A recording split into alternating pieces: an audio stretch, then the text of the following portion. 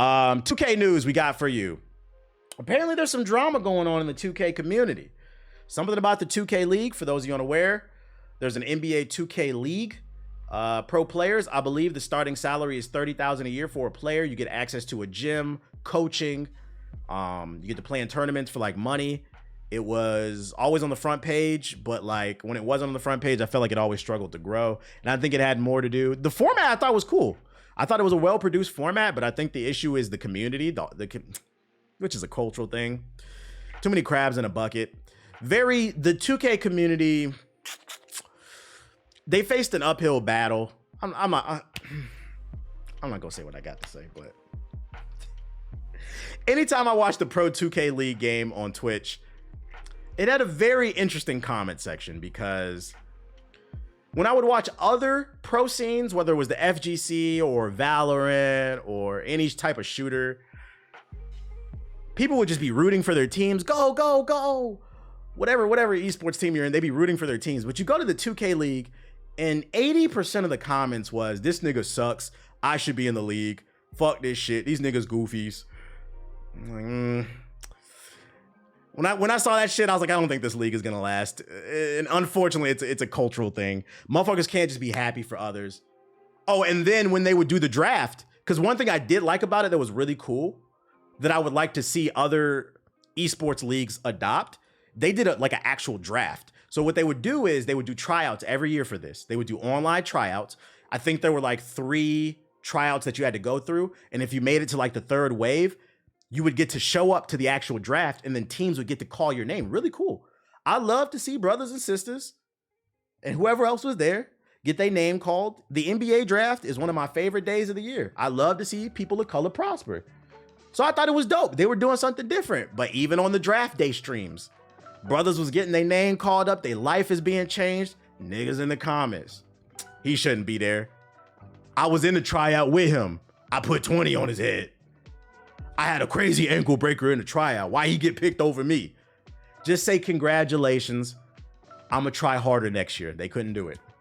So when I saw that attitude in the comment section of the draft, can you picture a COD draft? Yeah, it'd be nothing but Monster energy drinks.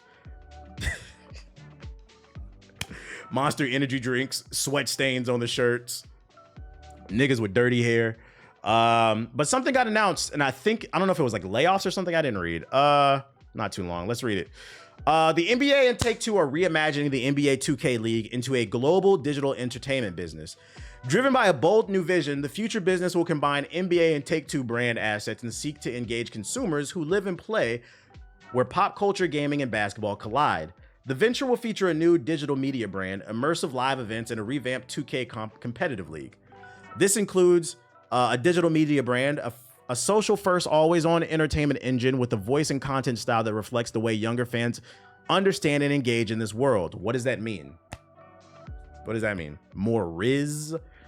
More skibbity whatever them niggas be saying? Like, what does that mean? Live events, immersive experiences that bring to life the remixed world of basketball and pop culture in fun and playful environments. Is that not what they were doing? They were doing live events. 2K League, a more dynamic and accessible competitive league featuring NBA players and celebrities that tap into the passion of tens of millions of 2K players and fans.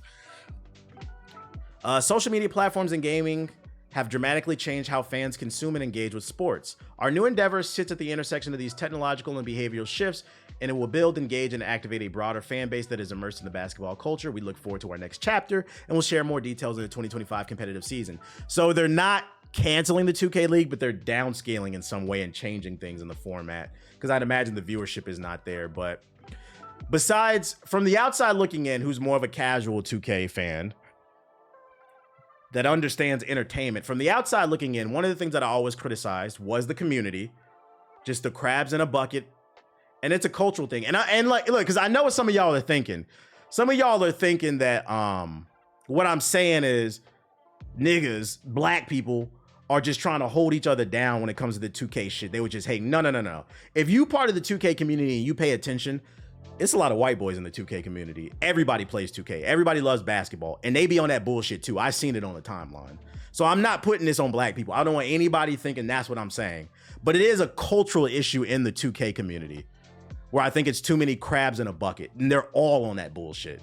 So that's the first thing I would criticize. The second thing, and this is a esports issue as a whole and why esports struggle. The stories. What makes sports great is not just what they do athletically, but the stories. The story of Bronny James playing with LeBron, the first son to play with an NBA player, his father. It's the storylines that gets people into shit. I'm just giving that story as an example. It's hard for me to care and many people to care about some sweaty ass nigga sitting in a chair 18 hours a day playing a basketball game or a shooting video game without some storyline. Where's the drama? And where's the people conveying the drama? In one way that a remedy, because I'm a solutions guy. I'm not gonna sit here and talk shit. I'm a solutions guy.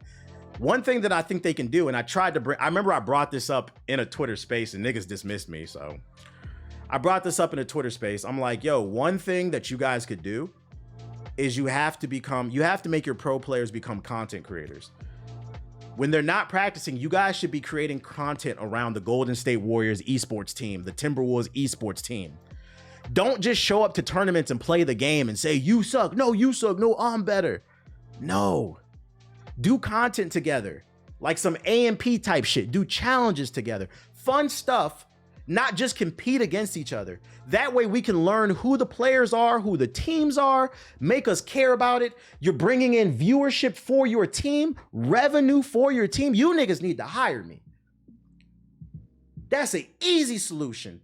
And if it's too much to travel from the East to the West Coast frequently to shoot content, make it regional. Make it so the Wizards esports team does content with the Charlotte esports team. That's a 4 or 5 hour drive. Or 6, I don't know, or a 1 hour flight. You see what I'm saying? Do collaborations. That's an easy solution. But then here's another problem. I know somebody that used to work year 1, year 2 in the 2K League. And she told me, I'm not gonna say no names, but he was one of the highest drafted players in the earlier seasons. I had brought this up to her, the same thing I'm telling y'all about them collabing and creating content to drum up excitement for the players, build storylines for these players, let the viewers get to know these people so they care about these players. I said, why are y'all not doing this? And she said, Corey, because we was cool like that. You know, people that I know, I let them say my government. You niggas can't or I'll ban you. She said, Corey, the reason that it doesn't happen, she's like, I've been trying. She said, it's the players. I said, say it ain't so. She told me on some off the record shit. She was like, these niggas is lazy. I said, what? I said, niggas is living in multi-million-dollar homes, they get a free personal trainer. They getting paid $30,000 to work for 3 months, free medical care. These niggas is not working out and shooting content in their free time and collaborating. She said, no, they just want to sit in their room and play the game. So if you wonder why this league is struggling, it's not just the higher ups, because I think that's the problem too. The players don't give a damn either, other than just playing the damn game. And there's more to business than just playing the damn game. But we're going to read some more about the downfall of this shit. We're going to learn about the suits, because the suits ruin everything. Because I got some interesting tweets. They gave this really political statement about downsizing. I seen this on the timeline. Shout out to Dom2K. I've streamed with him before. Good guy. Love his content. Go check him out. He streams, does YouTube.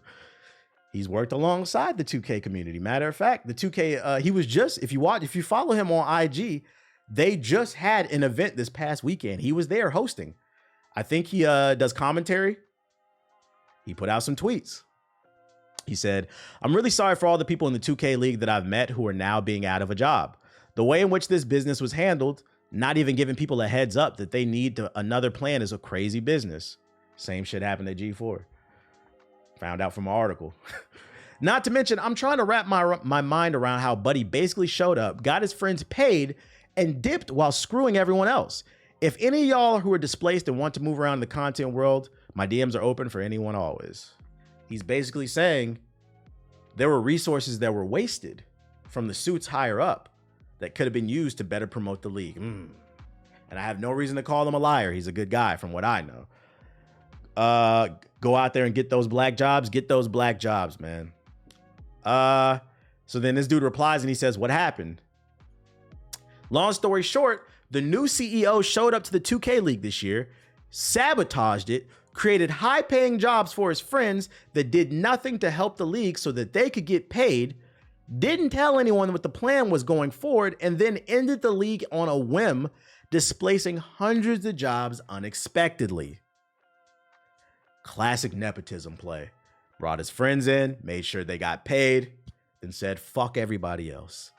Can they sue them for this? That's my question. This thing is a business practices in America. How often toe the line between shady and flat out illegal? So I really don't know. Also, Dom, I hope you got some evidence on this, bro. Those are some crazy accusations. You got to be careful. Always protect yourself. That's what I would tell you, Dom, before you put that type of tweet out. I hope you got some evidence of this. Can't just be saying shit. But I have no reason to call him a liar because I've had conversations with him. Seems like a good dude.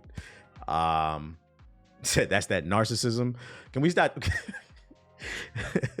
Can we stop saying that shit? It's nepotism, bro. Was there anything else in the 2K League? Oh, and then I got one more thing for you. So we read the statement. We read the accusations from Dom 2K. Here's the statement that we read from their website. Here's another tweet that I seen on the For You page about the 2K League.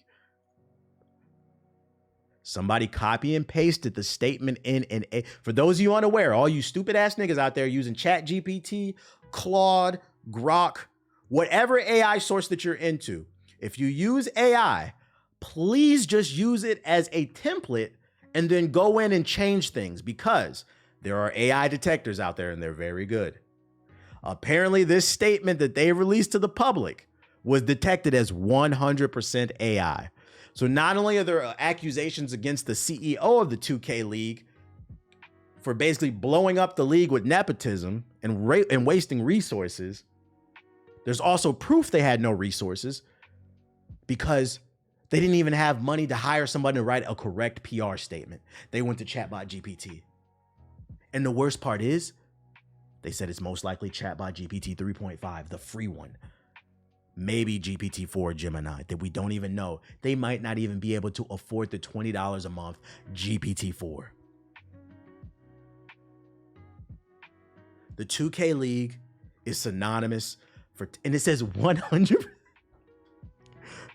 I've seen screenshots, 98% chance, 95. This shit said 100% chance this was AI.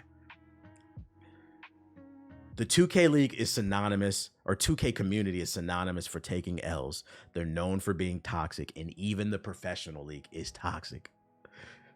2K, you guys got to clean up the game, the community. I just don't know what the solution is. I don't know what the solution is. Didn't even try.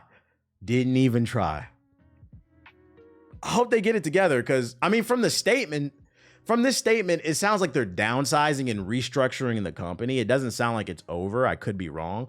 But then from Dom's statement, it sounds like it's over. I don't know. We'll see how this one plays out.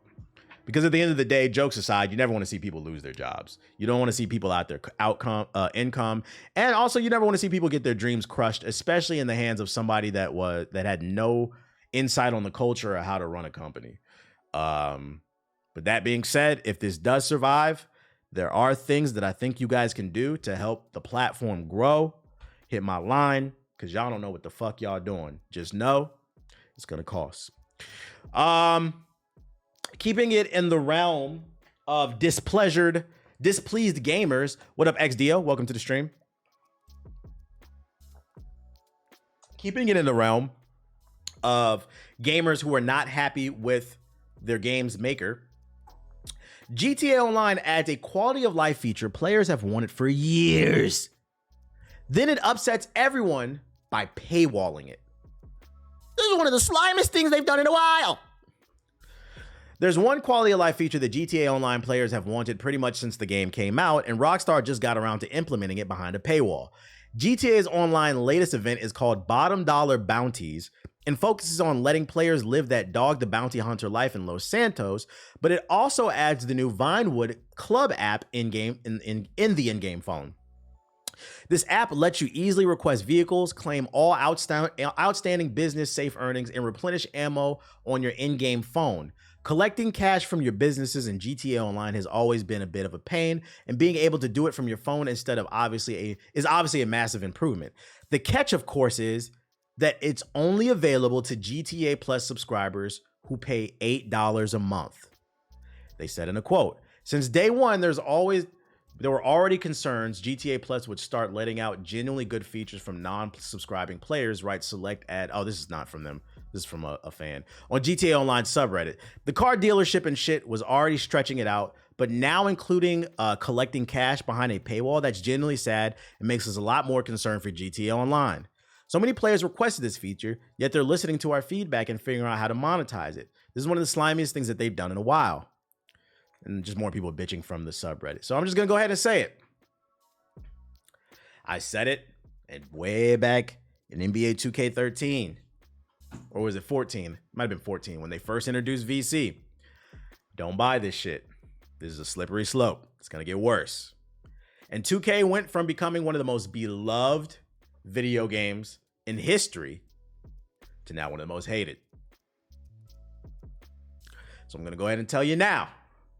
GTA Online, GTA 5 has been a test. They've been setting the field. And this is another test. You buy this shit, they're going to do it in Grand Theft Auto 6. And it's going to start out, because remember, Netflix used to be $8. They are charging people $8 a month to collect cash from your phone, from your businesses. Not some brand new feature, not some new expansion. Remember, it costs $40 for 100 hours of new content in Elden Ring. They're charging you $8 to collect cash out of your phone. Netflix started at $8. What is it now, like 20? So when GTA 6 comes out, they're going to slide, oh, now it's 15. Then a year or two later, oh, no. Due to things, foreseeable things we couldn't predict, it's now 20.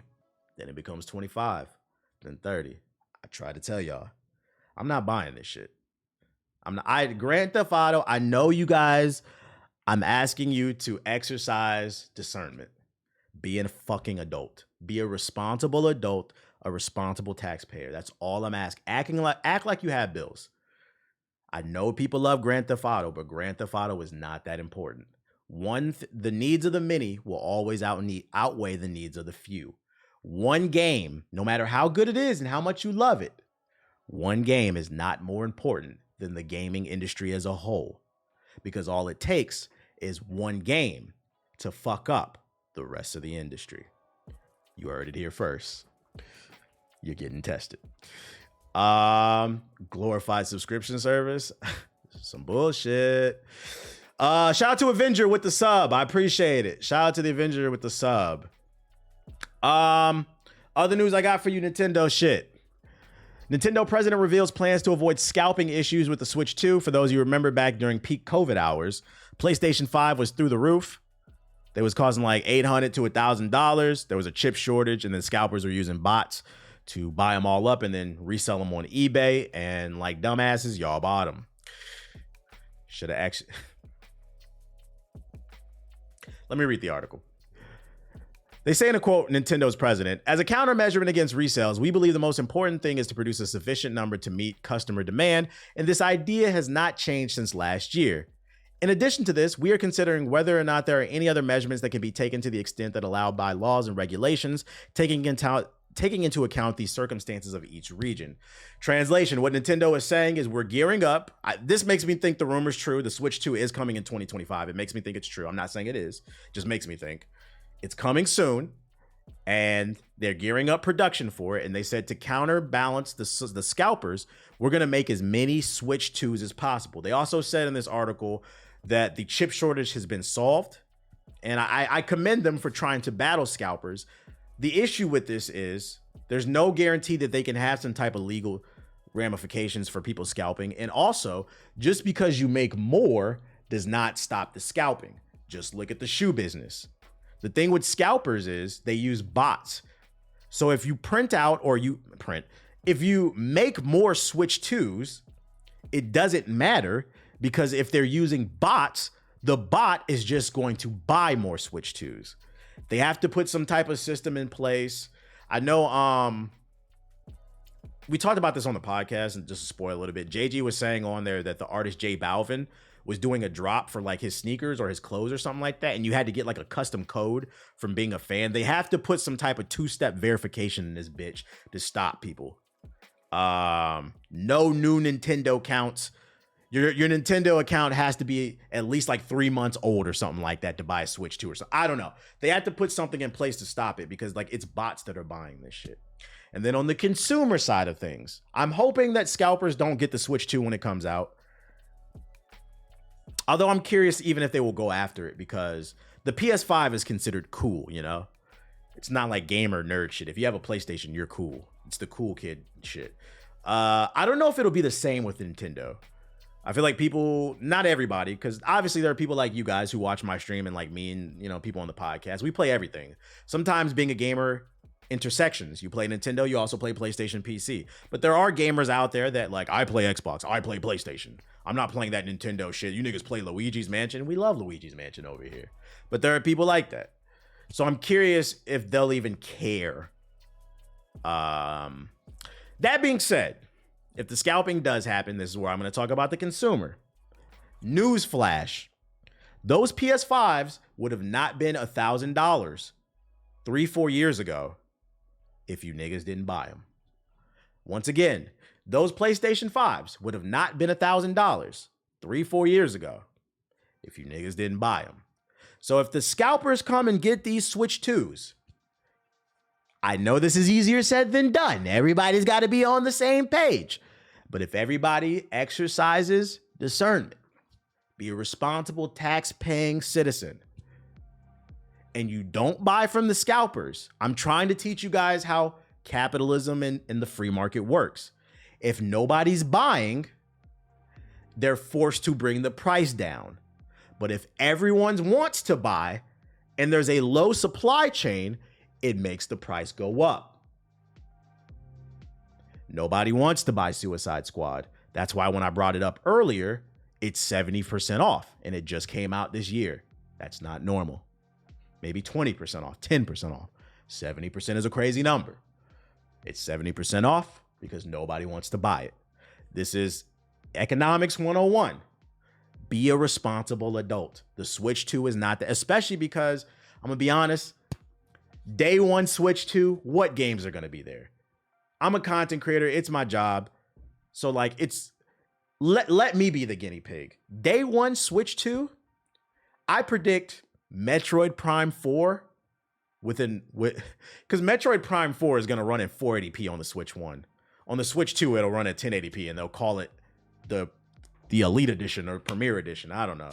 And then they'll probably drop a Breath of the Wild collection with Tears of the Kingdom, both games, for like $50, remastered, 1080p, 60 frames, the way the game should have fucking ran in the first place. Day one, I don't know if there's going to be any heavy hitters. Probably year 2 is when the Switch 2 will take off. So don't be in a rush. If you're not a content creator who has to do reviews on hardware and games, exercise some discernment. You got bills. Act like it. You riding the bus. Act like it. And there's nothing wrong with riding the bus. I used to ride the bus. I used to take 2 buses and 2 trains to work every day. I was not buying every fucking video game. I don't know where this attitude came from. Shit's getting weird. Keep it humble, keep it cute. Switch 2 probably launching with a full-scale 3D Mario game. I hope so. Odyssey 2 would be fire. The FOMO is crazy. Don't let it get to you. Just because everybody's tweeting about it don't mean you need to play it. So annoyed I spent $300 on an OLED that I don't touch. Shit is crazy. Shit is crazy. And then last but not least, what I got for you is, I think, a new Multiverse trailer. The Agent got announced from The Matrix. I want a new Def Jam game. That shit ain't happening. Def Jam series doesn't sell well. Also licensing issues with rappers and shit. And there's not enough interesting rappers. There's a lot of reasons that shit ain't happening. I would love for it to happen though. I'll take a Def Jam remaster of Fight for New York and no, matter of fact, make it a bundle, a remaster bundle with Def Jam Vendetta 1 and Fight for New York. Add rollback netcode. I'm cool. Better visuals, rollback netcode, Ice Spice and Def Jam. That should be crazy. Multiverse's trailer. Let's take a look at the new character. I always appreciate a good chaos factor. Chaos control. Follow the white rabbit. Yeah, we don't acknowledge the third game. Icon don't exist. I don't know why y'all brought that up.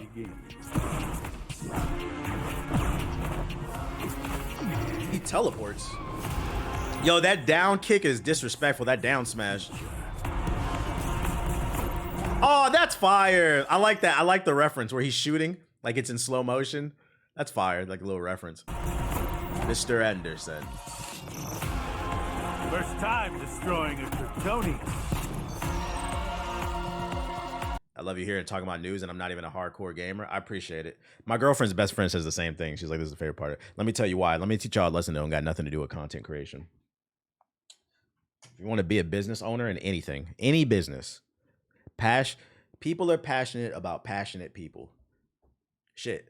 Have y'all ever seen these memes of like, your girl loves to hear her man yap when he's passionate about like nerdy shit or whatever? Like whatever, if you're into cars, if you're into, I don't know, plumbing, whatever. People love passionate people. It's because I'm passionate about what I'm talking about. So like it sticks to this shit. People gravitate towards that shit. So like whatever you into, there is no plan B. You got to go all in. You got to go all in and really get into that shit. There's no shame in who you are. Just embrace it because there's nobody like you on earth.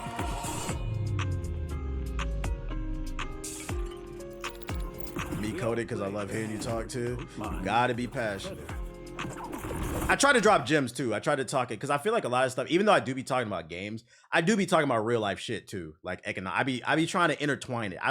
When I talk about stuff, I try not to be preachy because when you preachy, people don't listen. But I try to intertwine it, use these stories to give lessons. Smile pretty for the... He looks cool though. He looks cool. I ain't gonna play this shit just because we playing